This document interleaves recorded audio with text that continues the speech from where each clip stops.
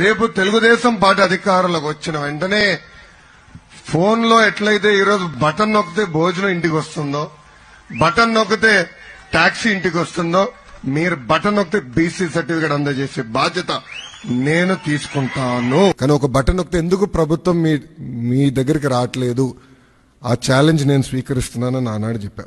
అందుకే ఈరోజు మన మిత్ర ప్రజల చేతిలోనే ప్రభుత్వం, ప్రజల చేతిలో పాలన, మాది ప్రజాప్రభుత్వం, ఈ నినాదంతో ఈరోజు ఇది మేము ప్రారంభించడం జరుగుతుంది.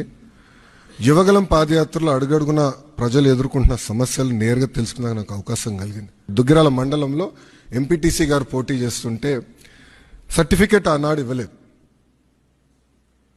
కావాలని బీసీ సర్టిఫికేట్ ఇవ్వలేదు. సో ఆ రోజు నాకు అర్థమైంది సిస్టంలో ఒక లోపం ఉంది, ఇది కరెక్ట్ చేయాలి, ఎవరు ఇట్లా సర్టిఫికేట్ కోసం ఎవరు ఇబ్బంది పడకూడదు అనే ఆలోచనతో మొదలైంది.